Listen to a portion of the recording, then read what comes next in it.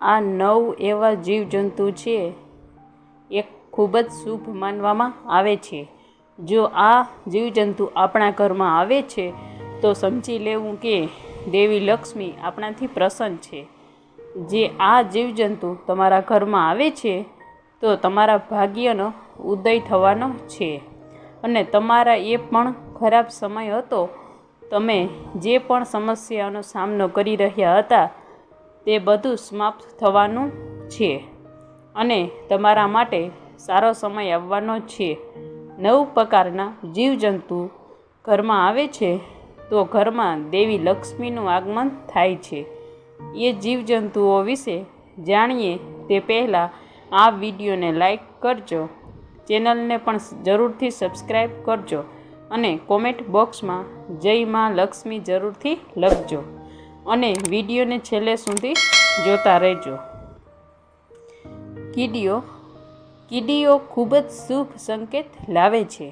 વાસ્તુશાસ્ત્ર અનુસાર એવું કહેવાય છે કે જો વ્યક્તિના ઘરમાં કીડીઓ પૂર્વ દિશા તરફ આવી રહી હોય તો સમજી લો કે જલ્દી તમારું ભાગ્ય તમારા સાથ આપવાનો છે.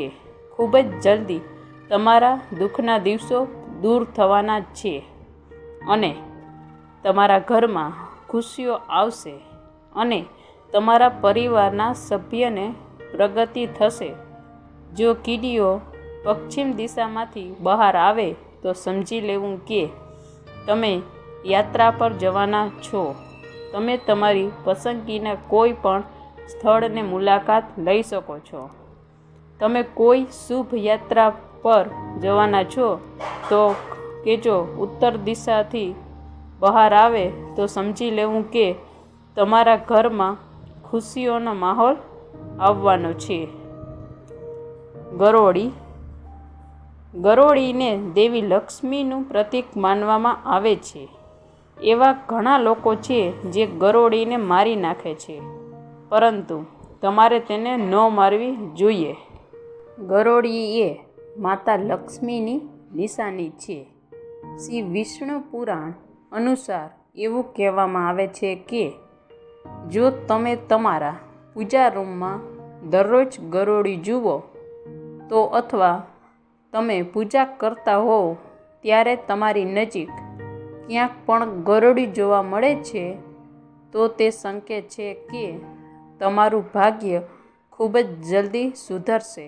તમારા ઘરમાં દેવી લક્ષ્મીનું આગમન થવાનું છે. ગરોળી ખૂબ જ શુભ સંકેત લાવે છે. જો તમને ક્યાંક 2 પૂંછડીવાળી ગરોળી દેખાય તો સમજી લેવું કે તમારા ઘરમાં સુખ સમૃદ્ધિ આવવાની છે. ગરોળીને માત્ર લક્ષ્મીનું સ્વરૂપ માનવામાં આવે છે, એટલા માટે ભૂલથી પણ ગરોળીને ક્યારેય ન મારવી જોઈએ. ભમરો. જો તમારા ઘેર ભમરો આવે છે તો સમજી લેવું કે તે ખૂબ જ શુભ સંકેત લઈને આવી રહ્યો છે. ભમરો તમારા જીવનમાં પરિવર્તન લાવવા, તમારા જીવનમાં ખુશીઓ લાવવા, તમારા જીવનને વધુ સારું બનાવવાનો સંકેત લાવે છે. ઘરમાં ભમરાનું આગમન ખૂબ જ મહત્વપૂર્ણ સંકેત માનવામાં આવે છે. વાસ્તુશાસ્ત્રમાં કહેવામાં આવ્યું છે કે જો કોઈના ઘેર ભમરો આવે તો સમજવું કે તે ઘરમાં ભગવાન કુબેરનું આગમન સ્વયં શરૂ થાય છે અને ભગવાન કુબેર તે ઘર માટે ભંડારના દરવાજા ખોલે છે. એટલા માટે જ ઘરમાં ભમરો પ્રવેશ કરે છે તે ઘરમાં શુભ અને સમૃદ્ધિ આવવાની છે. જો તમારા ઘેર ભમરો આવે તો તમે અનુમાન લગાવી શકો છો કે તમારું ભાગ્ય ચમકાવવાનો સમય બહુ જલ્દી આવવાનો છે. વાસ્તુશાસ્ત્ર અનુસાર સસુંદરનું આવવું આપણા પરિવાર માટે ખૂબ જ શુભ સંકેત છે. જો આપણા ઘેરમાં સસુંદર આવે છે તો તે ઘરની દિનચર્યા બદલાઈ જાય છે અને પરિવારમાં ખુશીઓ આવવા લાગે છે. દેવી લક્ષ્મીની કૃપા હંમેશા તમારા પરિવાર પર બની રહે છે. જો કોઈ વ્યક્તિના ઘરની આસપાસ ચારે બાજુ સસુંદર ચક્કર લગાવે છે તો તેને અચાનક ઘરની અંદર ધન પ્રાપ્તિના સંકેત મળે છે. જો તમે વેપાર કરો છો તો શક્ય છે કે તમને અચાનક તમારા ધંધામાં પૈસા મળી શકે છે. એટલા માટે જ જે ઘરમાં પ્રવેશ કરે છે તે ઘરનો ભાગ્ય ઉદય થવાનું બિલકુલ નિશ્ચિત હોય છે. વીછી.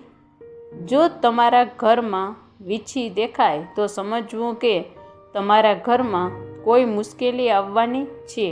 પરંતુ જો તમે બે વીછીને એક સાંકળમાં એટલે કે એકબીજાની પાછળ આ રીતે જોશો તો સમજી લો કે માતા લક્ષ્મી તમારું ઘર છોડીને જઈ રહ્યા છીએ. અને જો તે આવી રીતે તમારા ઘરમાં પ્રવેશતા જોવા મળે તો સમજવું કે દેવી લક્ષ્મી તમારા ઘરમાં પ્રવેશ કરવાના છે. જે નાના વીછી નીકળે છે તે ગરીબી અને દુઃખ દર્શાવે છે. પરંતુ જો તમે બે વીછીને એક સાંકળમાં એટલે કે એકબીજાની પાછળ આ રીતે જોશો તો સમજી લો કે દેવી લક્ષ્મી તમારા ઘેર આવવાના છે. તમારા ભાગ્યનો ઉદય થવાનો છે. પણ વીછી સોનેરી રંગનો હોવો જોઈએ. જો સોનેરી રંગના વીછી ન હોય તો તે નિશાની માનવામાં આવતી નથી. કાન ખજૂરિયાનું ઘરની અંદર આવવું આ મિત્રો સારા સંકેત કહેવાય કે ખરાબ સંકેત કહેવાય? તો મિત્રો તમને જણાવી દઈએ કે આ એક સારો સંકેત પણ કહી શકાય અને ખરાબ સંકેત પણ તમે કહી શકો. કઈ રીતે સારો કહેવાનો અને કેવી રીતે ખરાબ કહેવાનો, ચાલો હું તમને આની જાણકારી આપી દઉં.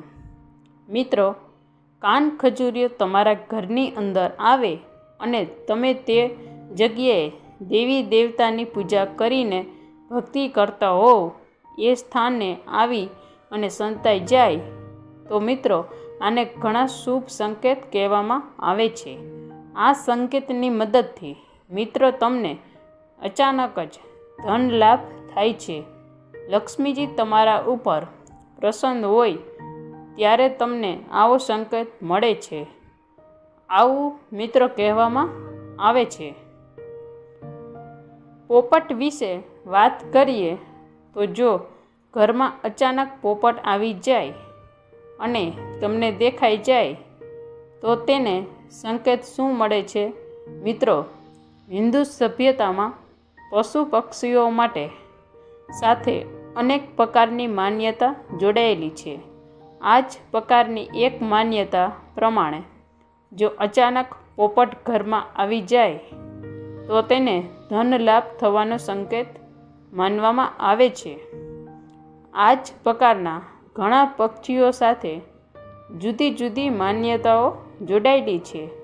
જો તમને તમારા ઘરમાં અચાનક પોપટ આવી જાય અને બેસી જાય તો તેમને અચાનક ધન લાભ થઈ શકે છે. કારણ કે આ સંકેત અઢળક ધન લાભ થવાનો સંકેત છે.